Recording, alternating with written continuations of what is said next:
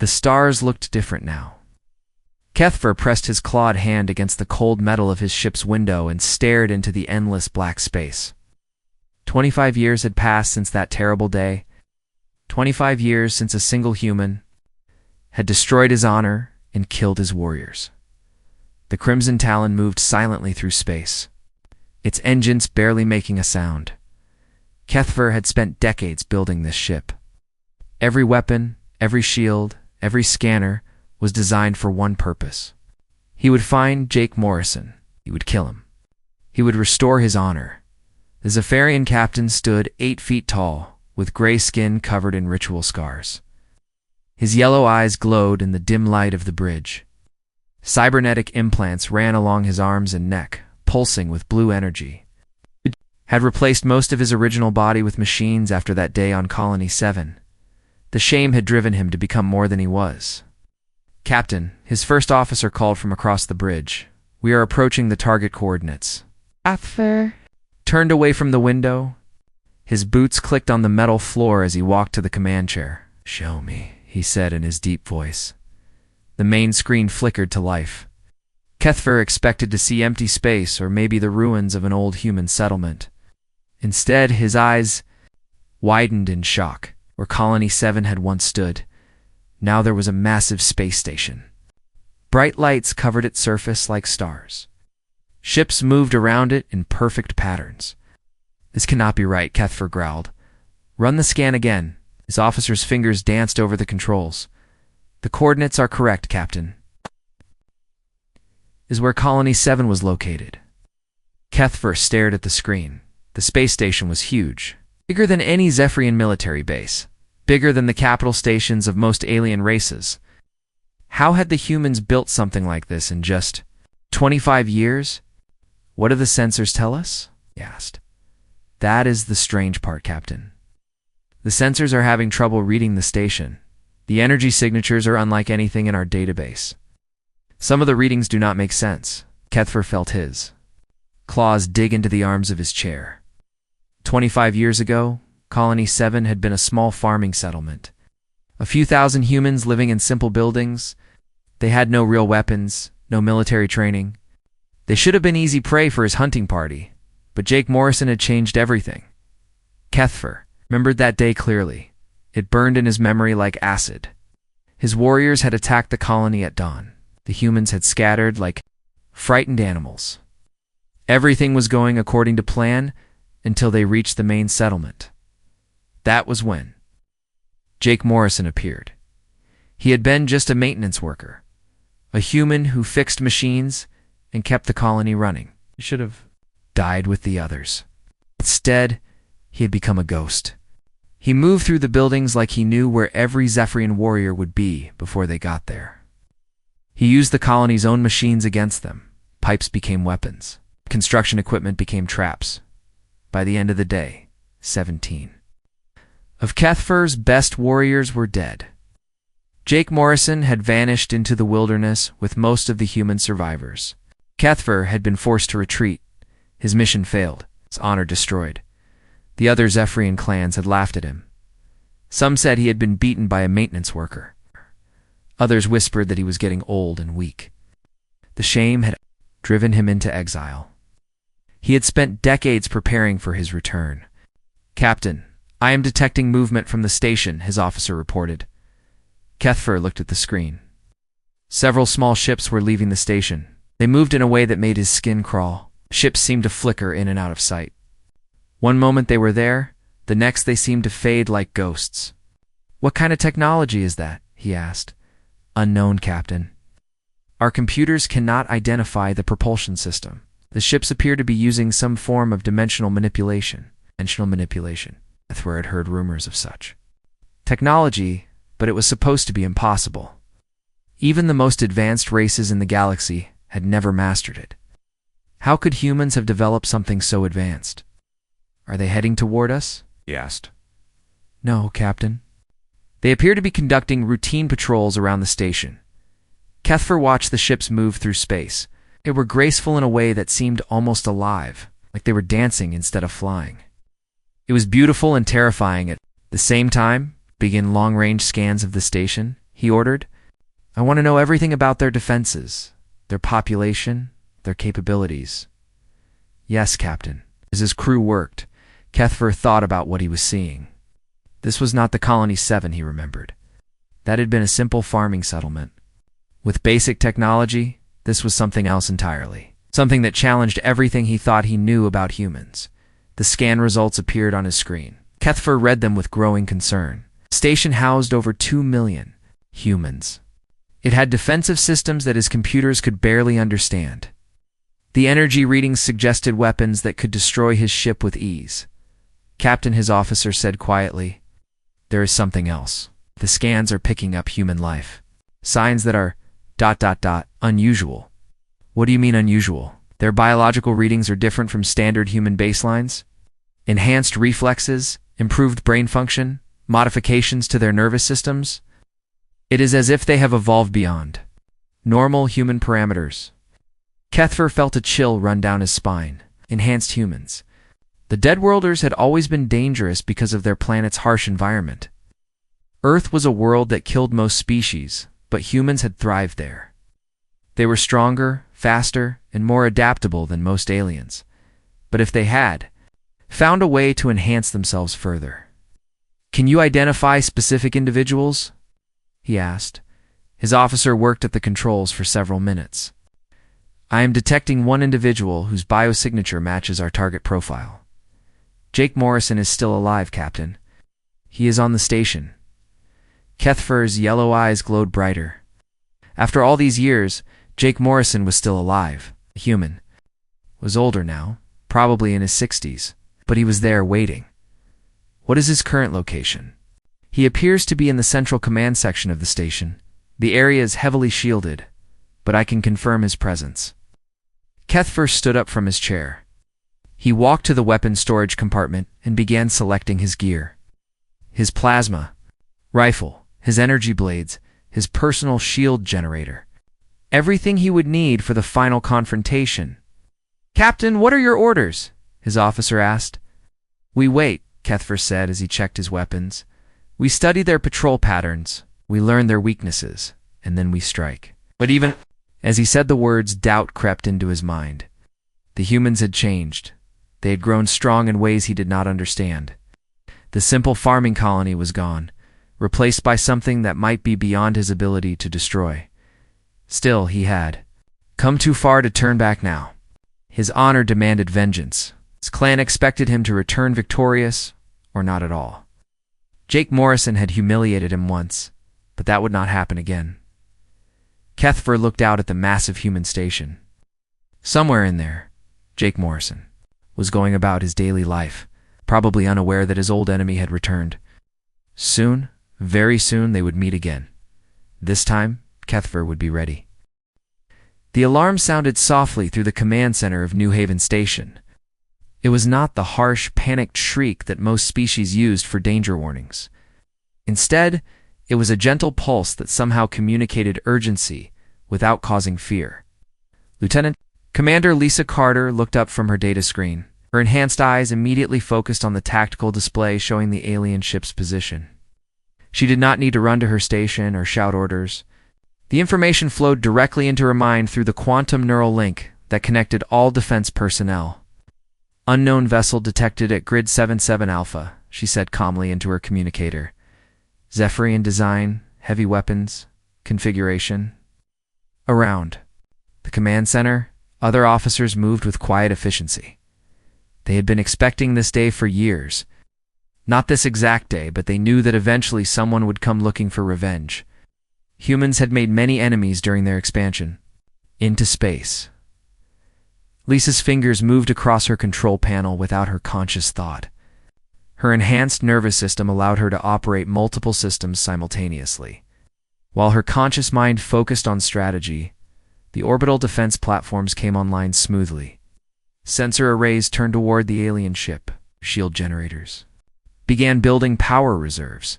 "Commander Carter," came a voice through her neural link. It was Captain Danny Brooks from Defense Station 3. "Are we looking at our old friend from Colony 7?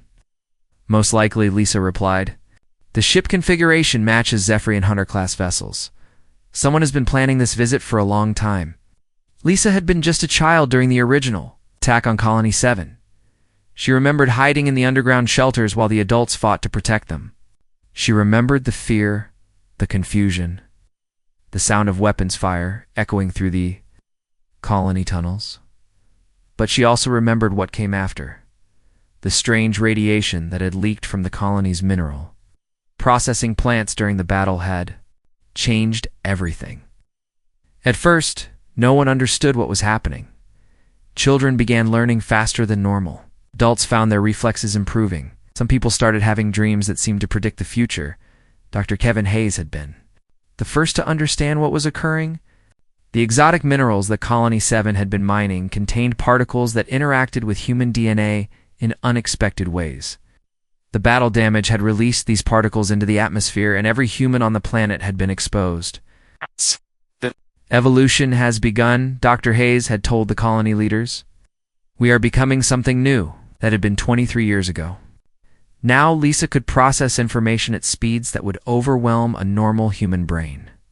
She could see patterns in data that appeared random to others. Most importantly, she could share her thoughts and feelings with other enhanced humans through the quantum neural network they had developed.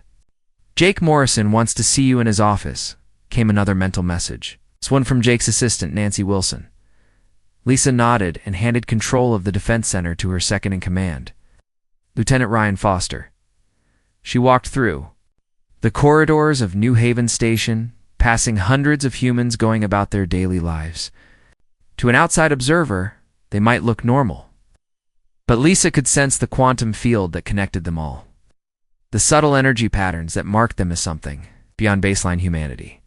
Jake Morrison's office was located in the central hub of the station. Lisa found him standing at his window looking out at the stars. At 67 years old, Jake still moved with the grace of a much younger man. His hair was white, but his eyes were sharp and alert.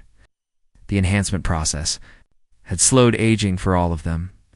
So our old friend has finally come calling, Jake said, without turning around. It appears so, Lisa replied. Do you think it's the same Zephorian from the original attack? Jake turned to face her.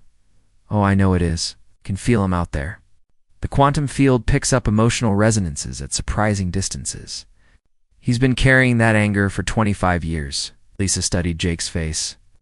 The quantum enhancement had given all of them limited telepathic abilities, but Jake's connection to the field was stronger than most. He claimed he could sense the intentions of other beings across vast distances. What do you want me to do? She asked. Nothing aggressive, Jake said. Let him make the first move. He needs to see what we've become. What have we become, Jake? Jake smiled. It was a sad smile, filled with memories of loss and transformation. We've become what humanity was always meant to be, Lisa. We've learned to work together as one. Mind while keeping our individual selves. We've learned to adapt to anything the universe throws at us. Lisa nodded. She understood what he meant. The early days after the enhancement had been difficult. Some people had been overwhelmed by the constant mental connection. Others had tried to dominate the network with their own thoughts. It had taken years to learn how to maintain individual identity while sharing consciousness. The children adapt faster, she said. They always do, Jake replied. The kids born after the enhancement don't even remember what it was like to be alone in their own minds. I think it's normal to share thoughts and feelings with others. Lisa thought about her own daughter, Emma, who is now 15. Emma could communicate with the station's quantum computers as easily as talking to another person. She could solve mathematical problems that had puzzled scientists for centuries. But she was still a normal teenager who complained about her chores and spent too much time listening to music. Jake, what if he's not alone? Lisa asked. What if there are other ships coming? There probably are, Jake said calmly. Cepharians rarely hunt alone, but it doesn't matter. We're not the same people who were attacked 25 years ago. Through her neural link, Lisa could feel the quiet confidence of everyone on the station. 2 million humans, all connected, all ready to defend their home. But they were not planning to fight in the traditional sense. They had learned better ways to deal with threats. The orbital platforms are ready, she reported. But I still don't understand our defensive systems completely. How do they work exactly? Jake laughed. Neither do I, completely. Dr. Hayes and his team developed them using principles that didn't exist before the enhancement. Something about manipulating quantum probability fields to make solid objects phase in and out of normal space. That sounds impossible. Most of what we do sounds impossible, Jake said. That's the point. We've moved beyond the limits that used to define human capability. Lisa felt a gentle mental touch from Ryan Foster back in the command center. The alien ship was beginning more detailed scans of the station. Its sensors were trying to penetrate their defensive screens. He's getting curious, she said. Let him look, Jake replied. He won't understand what he's seeing anyway. How could he? We barely understand it ourselves. Lisa moved to the window and looked out at the stars. Somewhere out there, a Zephyrian warrior was studying their home, planning their destruction. 25 years ago, that would have terrified her. Now, she felt only curiosity about what this enemy would do when he realized the truth. Jake, do you think we're still human? She asked. The question had bothered many of them over the years. They looked human, felt human emotions. They still loved their families and friends. But they could do things that no human in history had ever done. We're more human than we ever were before, Jake said firmly. We've kept everything that made us human and added new capabilities. We still care about each other. We still protect our children. We still dream about the future. But we're also something else. Yes, we're what humans become when they're not afraid to change. Through the quantum network, Lisa felt the collective agreement of everyone on the station. They had all struggled with questions about their identity, but they had found peace with what they had become. The Zephyrian ship is holding position, came Ryan's mental report. No aggressive moves yet. He's planning, Jake said. Trying to figure out how to attack us. He's probably confused by what his sensors are telling him. Should we try to communicate? With him? Not yet. He needs to make his choice first. Either he tries to destroy us, or he realizes that revenge is a dead end. Lisa felt the truth of those words resonating through the network. Revenge had consumed their enemy for 25 years. But humans had learned to transform pain into growth, anger into wisdom.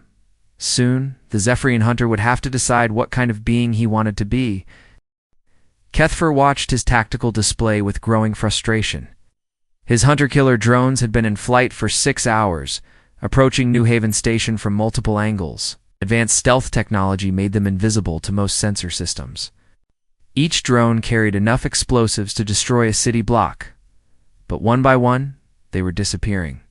Report, he growled at his weapons officer. Drone 7 has gone silent, Captain, just like the others. No explosion, no distress signal. It simply stopped transmitting. Kethfer's claws scraped against his command chair.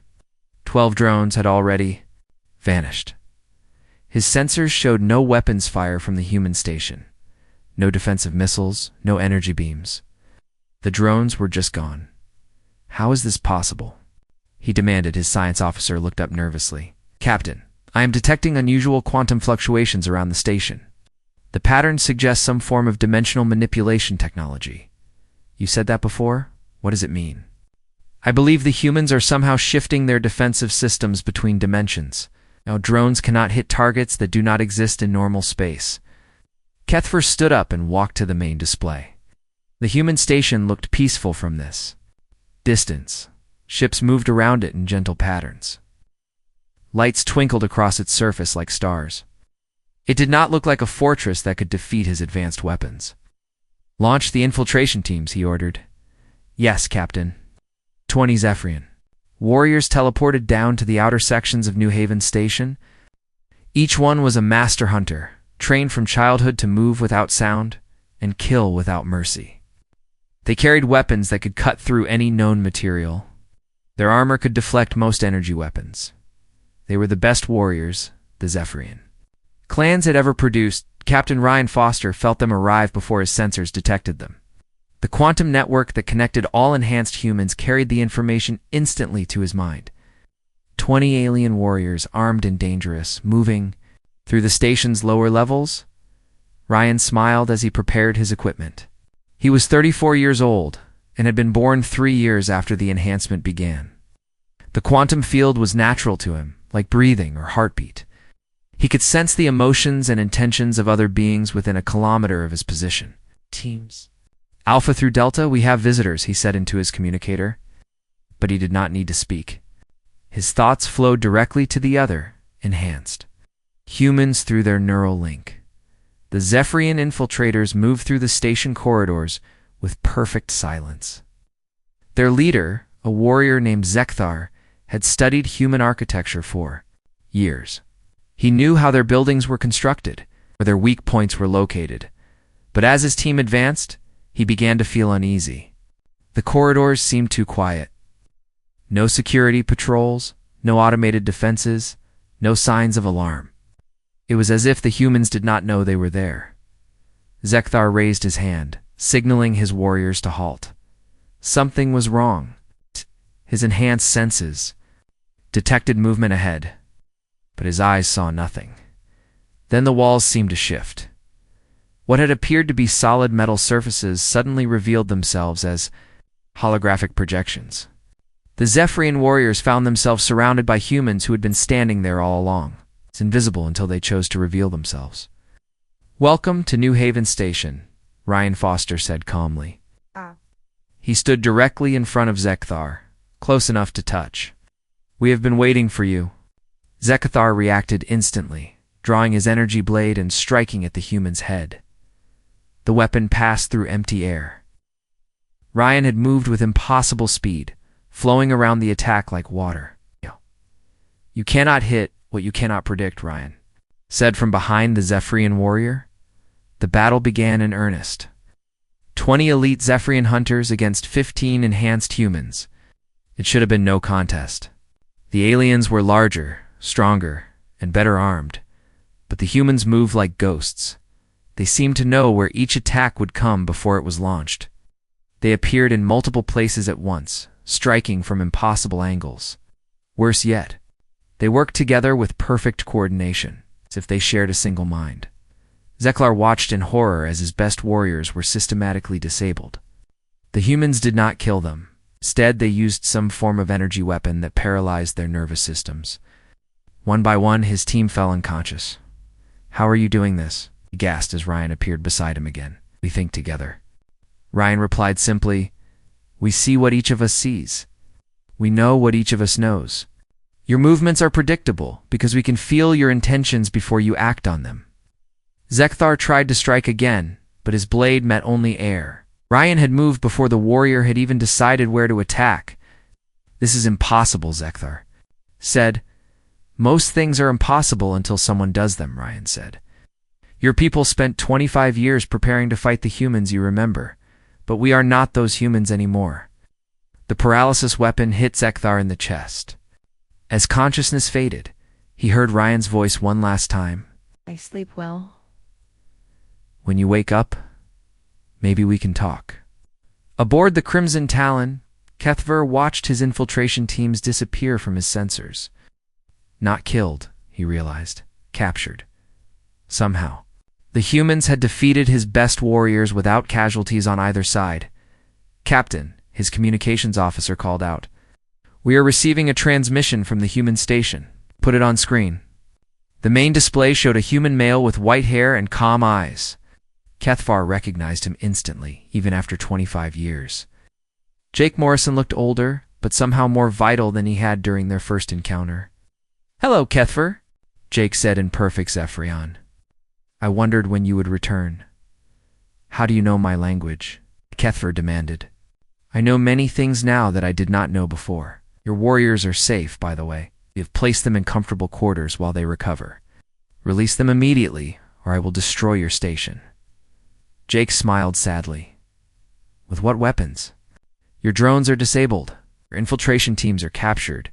Your ship is powerful, but not powerful enough to threaten us." Kethver felt his anger rising. "Then I will ram my ship into your station. I will die with honor, taking as many of you with me as possible." "You could try," Jake said. "But honor is not found in meaningless death. True honor comes from growth, from becoming more than what you were. You speak like a philosopher, not a warrior. I am both. We all are. That is what we have learned, Kethver. Strength and wisdom are not opposites. They are partners. Through his ship's sensors, Kethver watched the human vessels continue their patrol patterns around the station. They moved with fluid grace, appearing and disappearing like phantoms. His targeting systems could not lock onto them. "What have you become?" he asked quietly. "We have become what humans can be when they are not limited by fear," Jake replied. "We have learned to work together while keeping our individual selves. We have learned to exist partially outside normal space and time. We have learned to turn enemies into friends. Impossible. Come to the station, Kethver. Come alone, and I will show you what is possible." Kethver felt his warriors' eyes on him. His crew waited for orders. Could retreat and bring a larger fleet. Could try different weapons, different tactics. Deep in his heart, he knew it would not matter. The humans had become something beyond his ability to defeat through violence. "If I come to your station, you will capture me like you captured my warriors," he said. "Only if you come as an enemy," Jake replied. "But you could choose to come as someone seeking to understand." The transmission ended, leaving Kethver alone with his thoughts. Around him, his crew waited for orders that he found himself unable to give.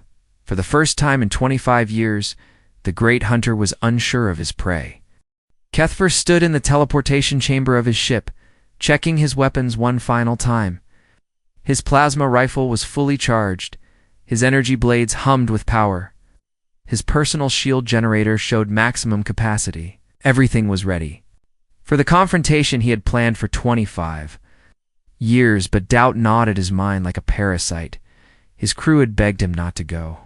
They wanted to retreat and return with a full battle fleet, but Kethver knew that would be useless. Humans had defeated his best weapons and warriors without breaking a sweat. More ships would only mean more failures. "Captain," his first officer said through the communicator, "you can still change your mind." "No," Kethver replied.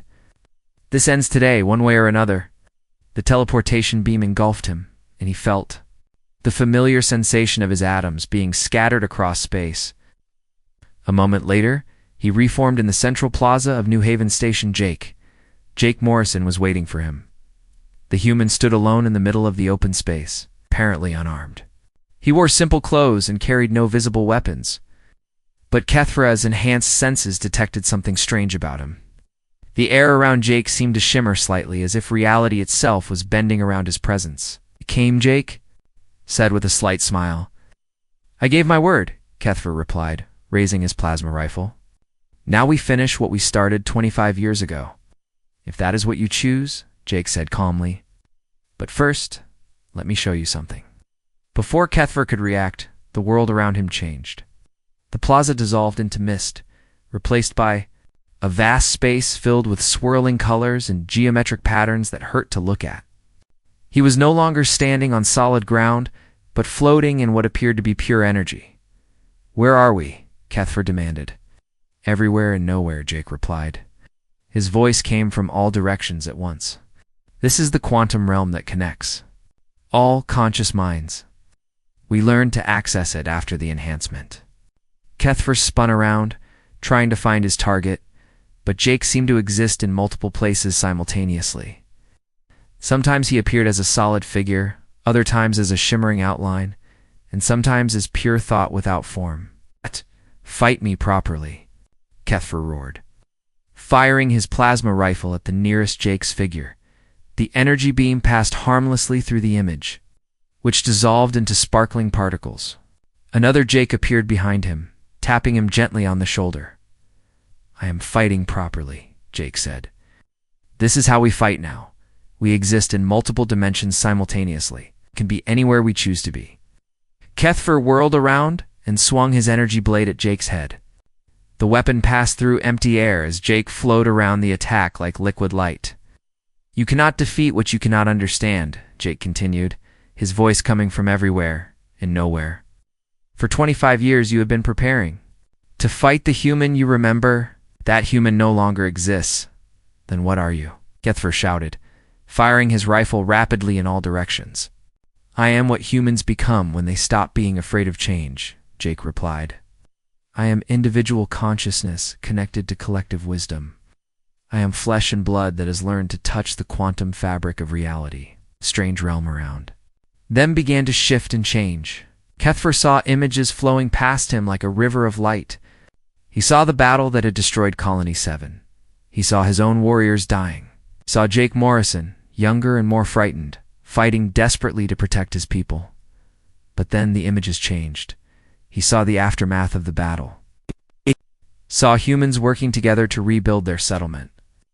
He saw them caring for their wounded and burying their dead. He saw them reaching out to help each other, even in their darkest hour. You see only the violence, Jake's voice said gently. But that was just the beginning of our story. More images flowed past.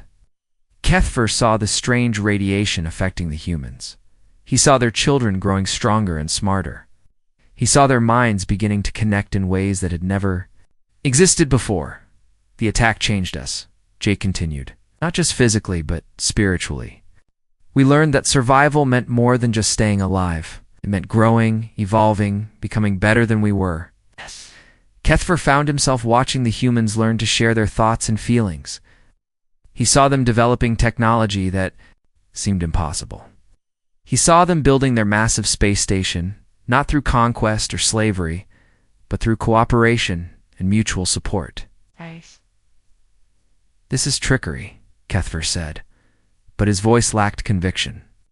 This is truth, Jake replied. Look deeper, Kethfer. Look with more than your eyes. Suddenly, Kethfer could feel what the humans felt. He experienced their joy when they made new discoveries. He felt their sadness when they remembered their lost friends. He felt their hope for the future and their determination to protect their loved ones, but most of all, he felt their forgiveness. You forgive me? He asked in shock. We forgave you long ago, Jake said. Hatred and anger are poisons that destroy the one who carries them. We learned to let go of those feelings so we could grow. But I killed your people. I destroyed your homes. Yes, you did, and that caused great pain. But pain can be transformed into wisdom if we choose to learn from it instead of being consumed by it. The quantum realm around them began to stabilize.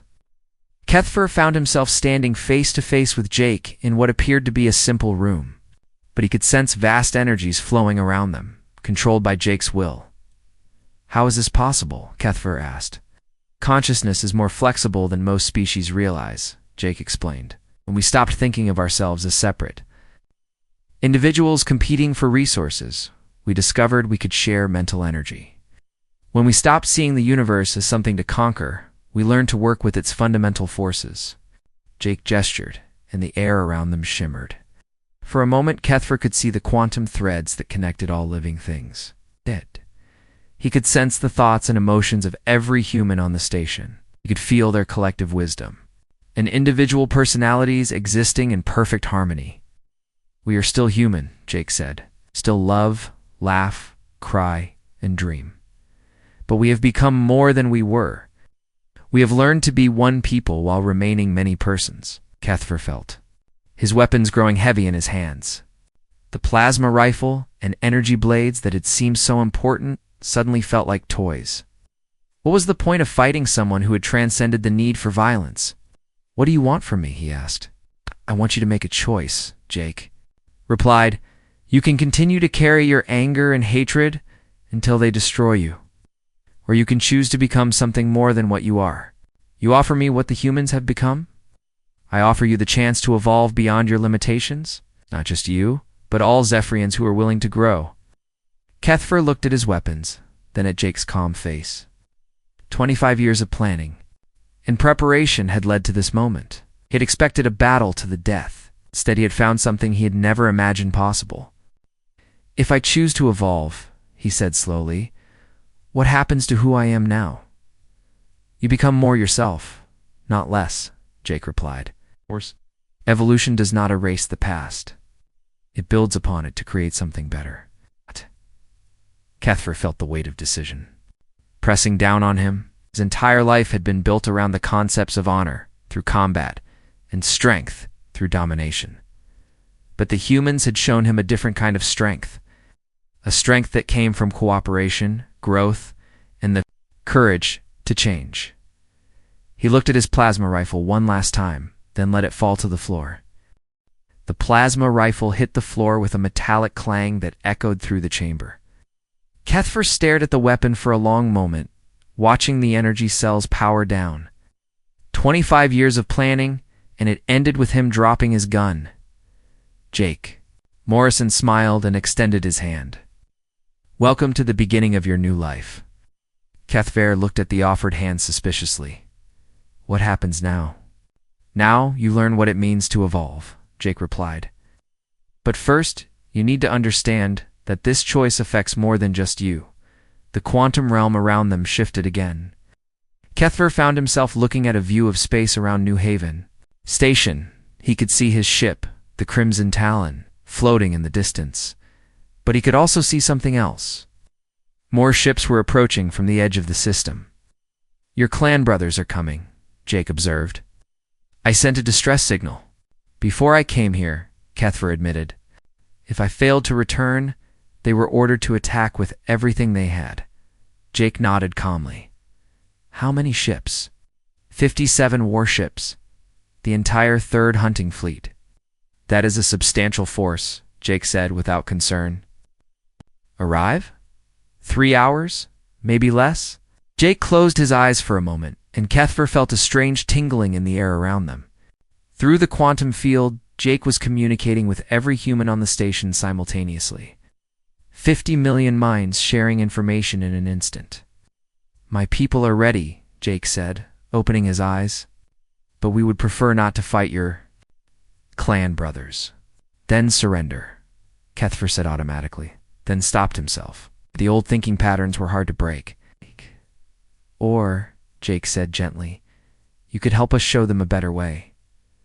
Cuthbert felt confused. What do you mean? Talk to them? Tell them what you have learned here. Give them the chance to choose evolution over destruction. They will not listen. They will think I have been brainwashed or tortured. Then we will have to show them the same truth we showed you. The quantum realm faded, and they were back in the station's central plaza. But now, they were not alone. Hundreds of humans had gathered around them, forming a loose circle. Men, women, children, elderly people, all of them connected through the quantum network, all of them radiating the same calm confidence that Jake possessed. This is our real strength, Jake explained. Not our weapons or our technology, our unity. Cuthbert looked around at the assembled humans. He could sense their collective consciousness like a warm presence in his mind. They were not a mob or an army.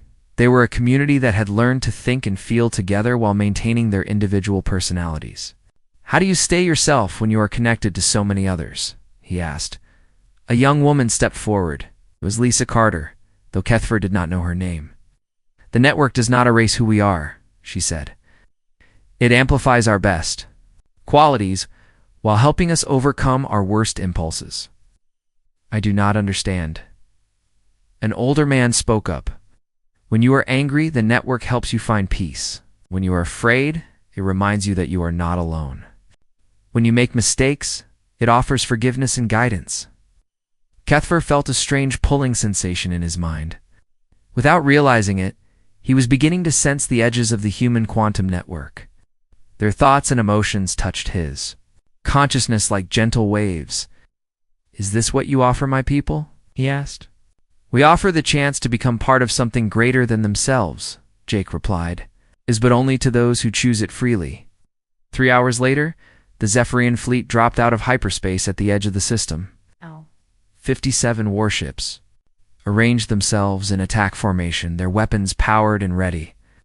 These were not exploration vessels or cargo ships. They were dedicated instruments of war, built to destroy entire planets. Admiral Vexgoth commanded the fleet from his flagship, the Iron Fang. He had served with Cuthbert for many years and considered him both a friend and a rival. When the distress signal had arrived, Vexgoth had not hesitated to bring every available ship. Report, he ordered, as his fleet entered the system. Long-range scans confirmed the presence of Cuthbert's ship, his sensor officer reported. but we are also detecting a massive human installation, much larger than our intelligence reports suggested. Vexkoth studied the tactical display. The human station was enormous, easily 10 times the size of the largest Ephorian military base. Hundreds of smaller ships moved around it in complex patterns. Defensive capabilities? He asked. Unknown, Admiral. Our sensors are having difficulty penetrating their shielding. The energy signatures are unlike anything in our database. Communications incoming from the human station, reported his communications officer. Put it on screen. The main display showed 2 figures standing side by side. One was clearly human, an older male with white hair. The other was unmistakably Zephyrian, but something was different about him. His posture was more relaxed, his expression calmer than any Zephyrian warrior Vexkoth had ever seen. Greetings, Admiral Vexkoth, the human said in perfect Zephyrian. I am Jake Morrison. This is your friend Kethfer. Vexkoth leaned forward in his command chair. Kethfer, report. Are you being held prisoner? No, old friend, Kethfer replied. I am exactly where I choose to be. That is impossible. You came here for revenge? To restore your honor? I came here for revenge, Kethfer agreed, but I found something better. I found the chance to evolve beyond what I was. Vexkoth felt anger rising in his chest. The humans have poisoned your mind with their words. Oh, they have opened my mind to possibilities I never imagined, Kethfer said. Vexkoth, our people, have been trapped in cycles of violence for thousands of years. We raid, we conquer, we fight, and nothing ever changes. But change is possible. You speak like a coward. Jake stepped forward slightly. Admiral, your friend is not a coward. He is the bravest Zephyrian I have ever met. It takes great courage to admit that old ways may not be the best ways. And what would you know of courage, human? I know that it takes more courage to forgive than to fight. More courage to grow than to stay the same. More courage to make peace than to make war.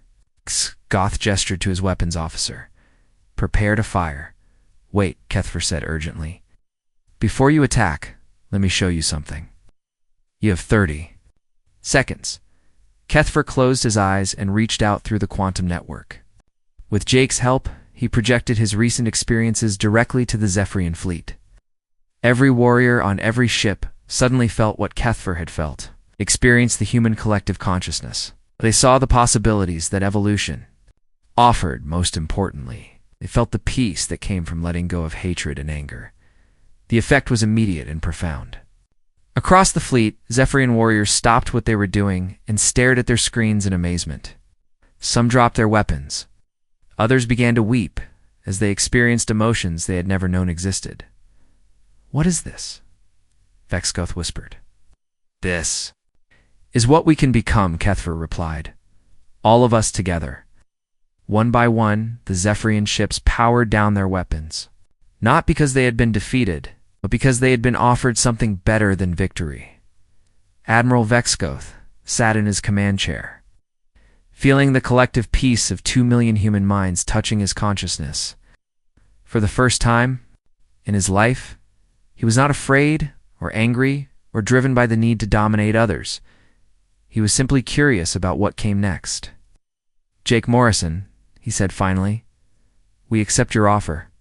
5 years later, New Haven had become something unprecedented. In galactic history, a thriving world where humans and Zephyrians lived and worked together. Their combined evolution creating possibilities neither species could have achieved alone. Jake Morrison, now 72, but more vital than ever, stood in the observation deck watching children of both species play together in the station's parks. Their minds linked naturally, sharing thoughts and dreams in ways that promised an even more extraordinary future. Kethfer joined him at the window. The former hunter had become one of the station's most effective peacekeepers, using his warrior skills to protect rather than destroy. Do you ever regret it? Jake asked. Giving up your old life? Kethfer considered the question seriously. I regret the years I wasted on hatred, he said finally. But I cannot regret becoming who I am now, below them. A human child and a young Zephyrian worked together to solve a puzzle that had challenged adult minds for generations. They succeeded because they thought as one, while remaining themselves. "That is our future," Jake said, pointing to the children. "Not human or Zephyrian, but something new, something better." Kethfer nodded, something worth evolving toward. The stars outside looked different now to both of them, not as territory to be conquered or enemies to be defeated, but as an infinite frontier of possibilities waiting to be explored by minds that had learned to work together. Evolution, they had discovered, was not just about becoming stronger or smarter. It was about becoming more connected, more compassionate, and more willing to grow beyond the limitations of the past. The hunt for revenge had ended. The journey towards something greater had just begun.